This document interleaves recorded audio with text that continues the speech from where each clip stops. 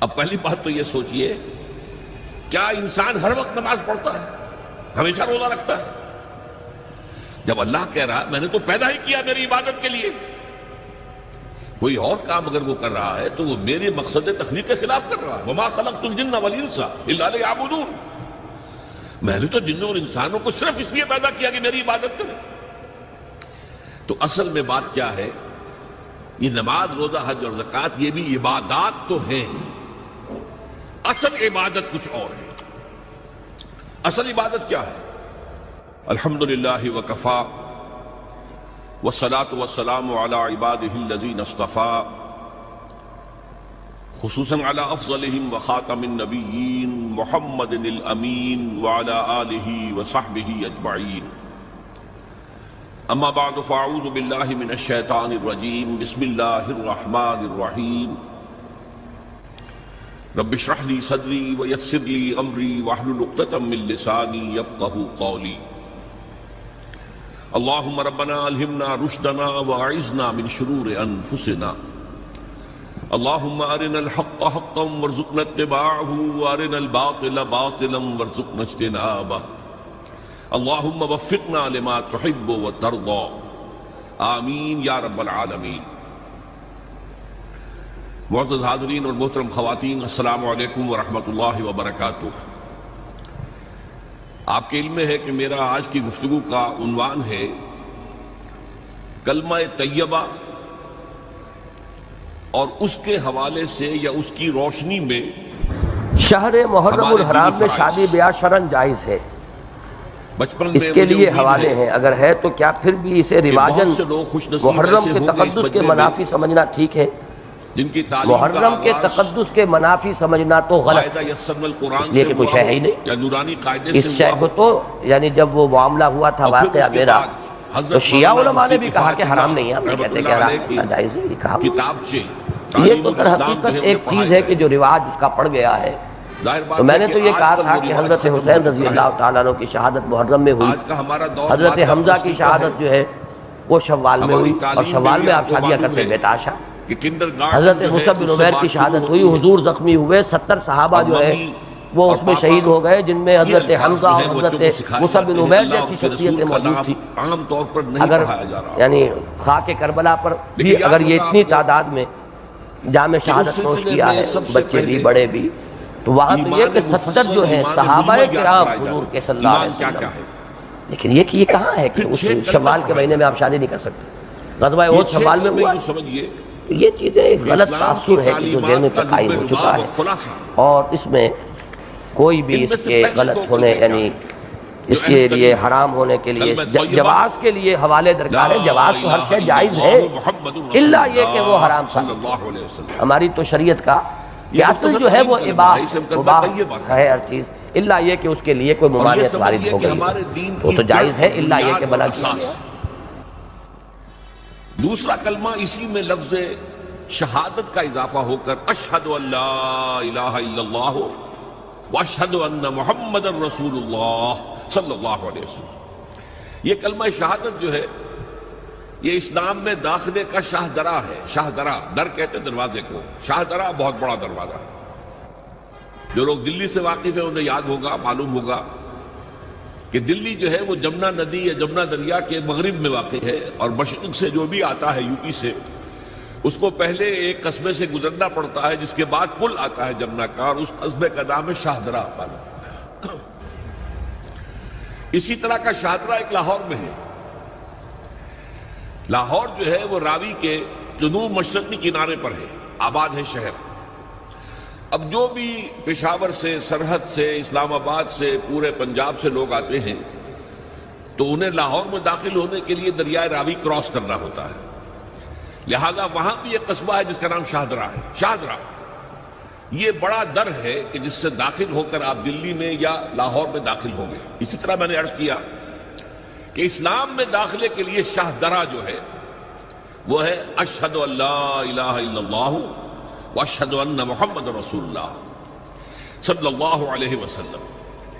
آج میں انہی دو کے حوالے سے آپ کے سامنے کچھ باتیں رکھ رہا ہوں۔ باتیں بالکل بنیادی ہیں، اور میں سمجھتا ہوں کہ آپ کے ذہنوں کے اندر موجود ہیں، صرف یہ ہے کہ آپ نے شاید زیادہ کبھی شعوری طور پر توجہ نہ دی ہو اور ان کے بارے میں کہیں گہرا غور و فکر نہ کیا ہو. دیکھیے پہلا جز کیا ہے؟ لا الہ الا اللہ، کلمہ توحید ہے. یہ اللہ کے سوا کوئی معبود نہیں.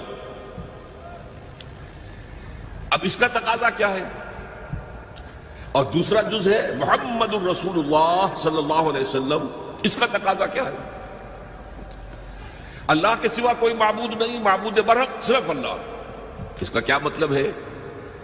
عبادت صرف اس کی ہوگی، کوئی معبود نہیں اللہ کے سوا، عبادت اسی کی ہوگی. اس عبادت کا مفہوم کیا ہے؟ قرآن مجید میں بہت سے انبیاء کی اور رسولوں کی دعوت بیان ہوئی اور نام بنام کہا گیا. ان کی دعوت کیا تھی؟ ان اعبدوا اللہ ما لکم من الہ غیرہ، اللہ کی عبادت کرو، تمہارا کوئی الہ اس کے سوا نہیں. اس کے ساتھ ہی بعض صورتوں میں ایک لفظ کا اضافہ ہوتا ہے. سورہ شعراء میں ان اعبدوا اللہ واطیعون، عبادت اللہ کی کرو، میری اطاعت کرو. تو اللہ کی عبادت کیا ہے جس کے لیے سورہ زاریات میں فرمایا وَمَا خَلَقْتُ الْجِنَّ وَالْإِنسَ إِلَّا لِيَعْبُدُونَ، میں نے نہیں پیدا کیا ہے جنوں اور انسانوں کو مگر صرف اس لیے کہ میری عبادت کریں. تو معلوم ہوا کہ لا الہ الا اللہ کا تقاضا کیا ہے؟ ہمہ تن ہمہ وقت اللہ کی عبادت. یہ عبادت کیا ہے؟ بدقسمتی سے مسلمانوں پر جو زوال آنا شروع ہوا خلافت راشدہ کے بعد سے، ایک زوال اسلام کا شروع ہو گیا، اگرچہ مسلمانوں کا تو عروج جاری رہا. دور بنو امیہ میں، دور بنو عباس میں دنیاوی اعتبار سے سطوت، شان اور شوکت بڑھتی چلی گئی، لیکن اسلام جو ہے اس کے اندر زوال شروع ہو گیا. سب سے پہلا زوال کیا آیا؟ وہ خلافت کہ جو مسلمانوں کو اپنے میں سے کسی بہترین شخص کا انتخاب کر کے جس کا تعین ہونا چاہیے تھا، وہ خلافت موروثی عہدہ بن گئی، خاندانی بات بن گئی، قبائلی بات بن گئی. یہ ہمارے زوال کا پہلا مظہر تھا. بہرحال اس کے بعد رفتہ رفتہ ہمارے تصورات بھی کچھ محدود ہوتے چلے گئے. ہوتے ہوتے بات یہاں تک پہنچی کہ عبادت کا مطلب ہے نماز، روزہ، حج اور زکوٰۃ. اب پہلی بات تو یہ سوچئے، کیا انسان ہر وقت نماز پڑھتا ہے، ہمیشہ روزہ رکھتا ہے؟ جب اللہ کہہ رہا میں نے تو پیدا ہی کیا میری عبادت کے لیے، کوئی اور کام اگر وہ کر رہا ہے تو وہ میرے مقصد تخلیق کے خلاف کر رہا ہے. وَمَا خَلَقْتُ الْجِنَّ وَالْإِنسَ إِلَّا لِيَعْبُدُونَ، میں نے تو جنوں اور انسانوں کو صرف اس لیے پیدا کیا کہ میری عبادت کریں. تو اصل میں بات کیا ہے؟ یہ نماز، روزہ، حج اور زکوٰۃ یہ بھی عبادات تو ہیں، اصل عبادت کچھ اور ہے. اصل عبادت کیا ہے؟ عبد کہتے ہیں غلام کو. غلام پچھلے زمانے کا تصور کیجئے، یہ ایسا نہیں تھا جیسے آپ کسی کو ملازم رکھ لیں. آج امپلائر امپلائی ریلیشن شپ یہ اور ہے. آپ نے کسی کو ملازم رکھا ہے، فرض کیجئے دہاڑی پر رکھا ہے، وہ 8 گھنٹے کام کرے گا پھر چھٹی کرے گا. اس کے بعد وہ آپ کا کوئی تابع نہیں ہے، آپ کا غلام نہیں ہے، بلکہ آپ کا بھی ایک ہی ووٹ ہوگا. جب الیکشن ہوگا اس کا بھی ایک ہی ووٹ ہوگا. تو اصل میں غلام جو ہوتا تھا وہ ہمہ وقت، ہمہ تن، ہمہ جہد، ہمہ وجوہ بندگی کرتا تھا، اطاعت کرتا تھا. ملازم کہہ سکتا تھا کہ میرے تو اوقات ختم ہو گئے. آپ نے کسی کو رکھا خانسامہ کی حیثیت سے، اور فرض کیجئے ابھی فلش سسٹم نہیں آیا تھا تو بیت الخلاء جو ہے آپ جس طرح کے ہوتے تھے سب کو یاد ہے. کسی دن بھنگن نہیں آئی، آپ کہیں اس سے خانسامہ سے کس طرح جاؤ بیت الخلاء صاف کراؤ، وہ صاف کہے گا صاحب میں آپ کا، میں تو خانسامہ ہوں، میں آپ کو کھانا پکا کر دینے کا پابند ہوں، میں یہ آپ کا بیت الخلاء صاف کرنے کا تو پابند نہیں ہے. کہے گا کہ نہیں کہے گا؟ لیکن غلام نہیں کہہ سکتا. غلام تو ملکیت ہے، وہ 24 گھنٹے کا مطیع ہے، جو کام کہا جائے کرنے پر مجبور ہے، انکار نہیں کر سکتا. اور آپ کو معلوم ہو ایک اور بات ہونی چاہیے کہ غلام تو خود مملوک ہوتا ہے، اس کی ملکیت کوئی نہیں ہوتی. آقا نے کوئی اگر کوٹھڑی دے دی ہے کہ تم رات کو اس میں سو جایا کرو تو کیا وہ اس کوٹھڑی کا مالک ہو گئے؟ آقا نے کوئی چارپائی دے دی ہے اس پر سویا کرو تو کیا چارپائی کا مالک ہو گئے؟ نہیں، قطعاً نہیں، خود مملوک ہے. اور پچھلے زمانے میں غلاموں کا معاملہ کیا تھا؟ آقا جب چاہے ذبح کر دے، قتل کر دے، کوئی مقدمہ نہیں بنے گا، نہ 302 کا نہ 304 کا۔ کیوں؟ جیسے آپ کی بکری آپ کی ملکیت تھی، آپ نے ذبح کیا، گوشت کھا لیا، کوئی پوچھ سکتا ہے آپ سے؟ میری بکری تھی بھائی، میں نے ذبح کیا، Who are you to ask me؟ اسی طرح غلام میری ملکیت ہے، میں نے قتل کر دیا، میں نے اپنا نقصان کیا ہے نا۔ میں اس غلام کو فروخت کرتا تو کچھ پیسے مل جاتے مجھے، لیکن اختیار میرا ہے، میں نے اسے قتل کر دیا۔ اس معنی میں اللہ کا غلام بن جانا، اللہ کا بندہ بن جانا۔ یہ بندہ جو ہے یہ فارسی کا لفظ ہے، عبد عربی کا لفظ ہے۔ عبد سے عبادت بنا، بندے سے بندگی بنا۔ چنانچہ شیخ سعدی کا شعر ہے مشہور، جو مسجدوں میں پہلے لکھا جایا کرتا تھا۔ آج کل تو ہمارا نئی قسم کی مسجدوں کے ڈیزائن بنتے ہیں نا، پچھلے زمانے میں کیا ہوتا تھا؟ اس در کے اوپر چوکٹا بنا ہوا ہے، روز محشر کے جان گداز بود اولی پرسش نماز بود۔ وہ قیامت کا دن جو بہت سخت ہے، پہلا حساب نماز کا ہوگا۔ اور یہ شعر میں لکھا ہوتا تھا، زندگی آمد برائے بندگی، زندگی بے بندگی شرمندگی۔ یہ زندگی ہمیں ملی ہی بندگی کے لیے ہے، وما خلقت الجن والانس الا لیعبدون۔ تو اگر ہم بندگی نہیں کرتے اللہ کی تو شرمندگی ہی شرمندگی ہے، گویا کہ ہم اپنے مقصد تخلیق کو تو پورا نہیں کر رہے۔ آپ نے قلم بنایا تھا لکھنے کے لیے، لکھتا نہیں ہے تو اٹھا کے پھینک دیں گے، آپ اس کو کوڑے میں ڈالیں گے۔ لہذا انسان کی تخلیق اور جنوں کی تخلیق بندگی کے لیے ہوئی۔ زندگی آمد برائے بندگی، زندگی بے بندگی شرمندگی۔ یہ ہما وقت، ہما تن، ہما وجوہ، ہما جہد اللہ کی اطاعت، یہ ہے عبادت۔ اس عبادت کے لیے عبادات ہمیں دی گئی ہے۔ جیسے یہ اگر کھڑا ہوا ہے شامیانہ تو آپ نے دیکھا یہ جو بانس کھڑے ہوئے ہیں، یہ عبادت جو ہے اس کی چھت سمجھ لیجئے 4 ستونوں پر کھڑی ہے، نماز، روزہ، حج، زکات۔ نماز کس لیے؟ تاکہ 5 مرتبہ تازہ کر لو اللہ سے عہد بندگی، ایاک نعبد و ایاک نستعین۔ کہیں بھول مت جانا، صبح ہوئی ہے پہلے اپنا اللہ سے بندگی کا عہد تازہ کر لو، پھر دکان پہ جانا، پھر دفتر میں جانا، اور پھر دوپہر میں پھر نکلو، پھر تازہ کرو۔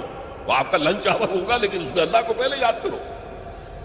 پھر جب بہت زیادہ ایکٹیویٹی کا ٹائم ہوتا ہے شام کا، پھر یاد کرو اللہ کو عصر کے وقت، پھر مغرب کے وقت، پھر رات کو عشاء۔ 5 دفعہ یاد کرو اقم الصلاۃ عن ذکری، کہ تمہیں یہ بات یاد رہے کہ ہم اللہ کے بندے ہیں اور ہمارا کام بندگی ہے، ہما تن، ہما وجوہ، ہما وقت اللہ کی عبادت۔